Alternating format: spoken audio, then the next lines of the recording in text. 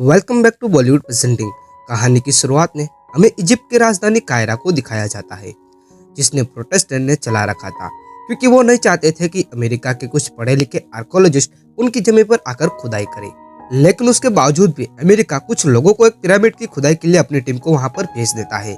वहीं इजिप्ट के लोग वही प्रोटेस्ट करते रह गए, लेकिन अमेरिका नहीं माना और अपनी टीम को भेजती। वहीं हमें एक लड़की को दिखाया जाता है जिसका नाम सनी होता है, जो कैमरामैन पीट्स के साथ रिपोर्टिंग कर रही थी, जिसमें वो बताती है कि बाप और बेटी की जोड़ी ने मिलकर एक ऐसे रहस्य पर से पर्दा उठाने वाले हैं जिससे जानकर पूरी दुनिया हैरान रह जाएगी। हालांकि पर्दा तो बेचारे मजदूर उठा रहे थे।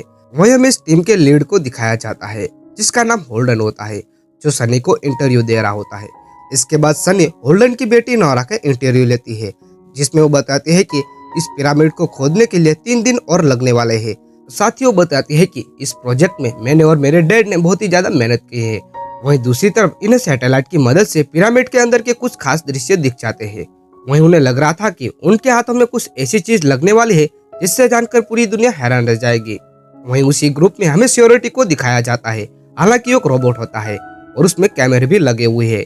वहीं इस रोबोट को माइकल कंट्रोल कर रहा था, जो कि उसी ने बनाया था। तो ये रोबोट पिरामिड के अंदर की रिसर्च में काफी काम आने वाला था, क्योंकि वो लोग सब जगह तो नहीं जा सकते थे, लेकिन यह रोबोट छोटी से छोटी जगह पर जा सकता था। बाय द वे, नोरा और माइकल बॉयफ्रेंड गर्लफ्रेंड होते हैं और ये बात नोरा के पिता होल्डन को भी पता होती है। हालांकि होल्डन को इस बात से कोई दिक्कत नहीं होती। अगले दिन सभी लोग भागते हुए पिरामिड की तरफ जा रहे थे, क्योंकि उन्हें पिरामिड के अंदर जाने वाले रास्ते में छेद कर दिया था, जिसकी वजह से वो काफी खुश थे। जैसे वो एक पत्थर को हटाते हैं तो बड़ी मात्रा में वहाँ से गैस लीक हो जाती है। वहीं गैस बाहर आने की वजह से वहाँ एक बंदा मरते मरते बचा। इसके बाद होल्डन बताता है कि जब हम हजारों सालों बाद किसी पत्थर को हटाते हैं तो उसमें फंगस जम जाती है, जिसकी वजह से वो गैस छोड़ देता है। ये बात सुनकर नोरा को आश्चर्य होता है और अपने डैड से आर्ग्यूमेंट्स करना शुरू कर देती है, इसलिए उसका डैड बाहर चला जाता है। इसके बाद होल्डन अपने सीनियर के साथ वीडियो कॉल पर बात कर रहा होता है, जहाँ वो आज के दिन के बारे में बताता है।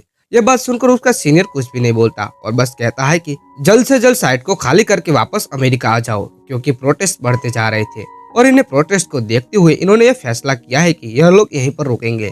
वही सोल्जर भी इन्हें भगाने की पूरी कोशिश करते हैं, लेकिन उन्होंने सोल्जर से थोड़ा टाइम मांगा। हालांकि वो सोल्जर मान भी जाते हैं। फिर माइकल ने अपना रोबोट अंदर भेज दिया।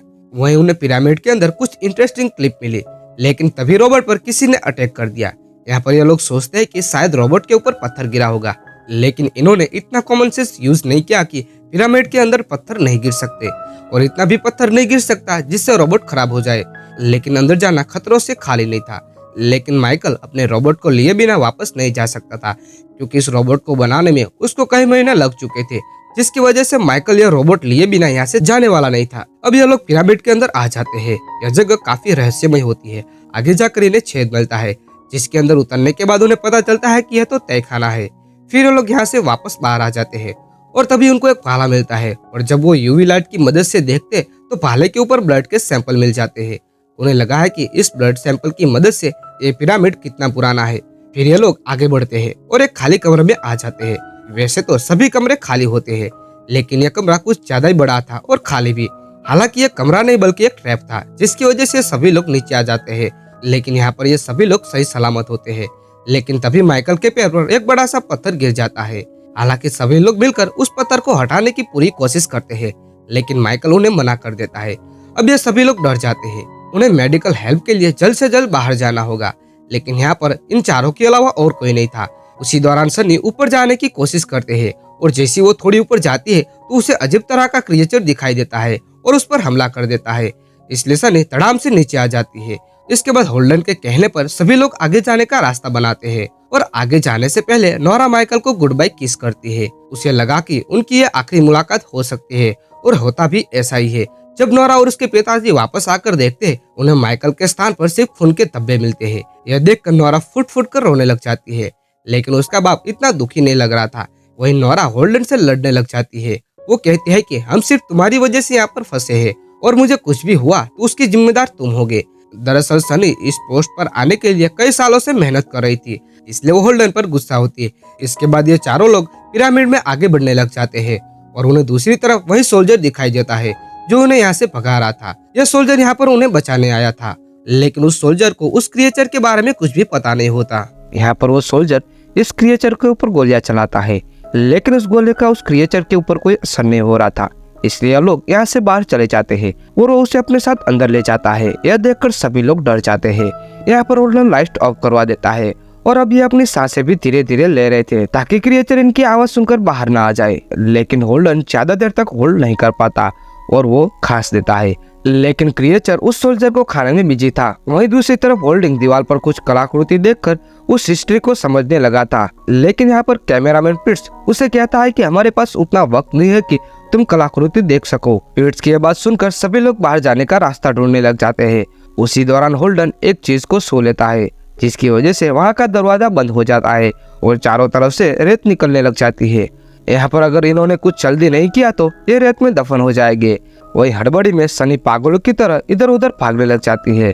लेकिन उसी दौरान सनी पिट्स के साथ टकरा जाती है, जिसकी वजह से वो नीचे आ जाती है और जहाँ पर एक बड़ा सा सरिया उसके पेट में घुस जाता है और तो और सभी छोटे क्रिएचर उसको खाने आ जाते हैं।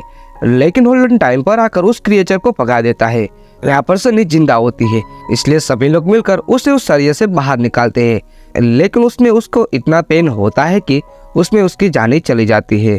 इसके बाद ये तीनों लोग सनी को वहीं छोड़कर आगे बढ़ना शुरू कर देते हैं और फिर होल्डन वीडियो शूट करता है, जिसमें वो इस पिरामिड के बारे में बताता है और इस क्रिएचर के बारे में। उसी दौरान वीडियो शूट करते करते वो एक दीवार को देखने लग जाता है, जिसके पीछे खुफिया रास्ता था। जब नॉरा अपने डैड से पूछते हैं कि आपने यह दरवाजा कैसे खोला, तो होल्डन बताता है कि जब मैं उस कमरे में हिस्ट्री पढ़ रहा था तो इस कमरे के बारे में उस कलाकृति में इसका जिक्र था, इसलिए मुझे पता है। इसके बाद वो आगे बढ़ते हैं। यहाँ पर इन्हें एक डेड बॉडी मिलती है जो कि काफी पुरानी होती है। यहाँ पर एक बैरल चैम्बर भी होता है, जिसके अंदर जिंदा लोगों को जलाकर मार दिया जाता था। अब यहाँ पर होल्डन ये सब बता ही रहा होता है कि तभी एक क्रिएचर होल्डन को अपनी बॉडी में हाथ देकर उसे खत्म कर देता है। यहाँ पर नॉरा डर जाती है और रोने लग जाती है, लेकिन वो अपने डैड को नहीं बचा सकती थी, क्योंकि उसने पहले तो माइकल को खो दिया और अब अपने डैड को, इसलिए वो ज्यादा दुखी हो जाती है। वही दूसरी तरफ कैमरामैन पिट्स देखता है कि वो क्रिएचर होल्डन की बॉडी में से उसकी उम्र निकाल ली है और ये क्रिएचर दूसरों की उम्र पी के जिंदा रहता था और आज इस क्रिएचर ने 60 से 70 साल उम्र बढ़ा ली थी। इसलिए पिट्स ये वीडियो फुटेज नॉरा को दिखाता है। इसलिए नॉरा को समझ आ जाता है कि यह क्रिएचर तो असल में असुर है। इसके बाद नॉरा पिट्स को हिस्ट्री के बारे में बताने लग जाती है, लेकिन पिट्स कहता है कि फिलहाल तो हमें बाहर जाने का रास्ता ढूंढना होगा। फिर कुछ देर ढूंढने के बाद इन्हें एक टनल मिल जाती है जो कि ऊपर जाती होती है। टनल में एंट्री करने से पहले कैमरामैन अपना कैमरा नॉरा को दे देता है ताकि उसको ऊपर चढ़ने में दिक्कतें आ रही थी। लेकिन उसी दौरान वो क्रिएचर पिट्स पर हमला कर देता है और वो अपने साथ नीचे ले जाता है। वो क्रिएचर नॉरा को भी अपने साथ ले जाने की कोशिश करता है, लेकिन नॉरा फ्लैश लाइट दिखाकर उसे चकमा दे देती है और वो ऊपर आ जाती है। वही पिट्स मारा जा चुका था। अब यहाँ पर वो क्रिएचर ऊपर आ जाता है और वो नॉरा की उम्र को भी खुद को लगाने वाला था, लेकिन क्रिएचर के अटैक करने से पहले नॉरा उस पर अटैक कर देती है, जिससे वो यहाँ से भागने की कोशिश करती है। लेकिन यहाँ पर वो क्रिएचर के बच्चे आ जाते हैं। हालांकि बड़े क्रिएचर ने इन बच्चों को बाहर निकाल दिया था, इसलिए वो छोटे क्रिएचर उस बड़े वाले क्रिएचर के ऊपर हमला कर देते हैं और मौके का फायदा उठाते हुए नॉरा सुरंग से बाहर आ जाती है और वो फाइनली बाहर आ चुकी थी, जहाँ उसने अपनी तरफ एक बच्चे को आते हुए देखा और वो उस बच्चे से मदद मांगती है।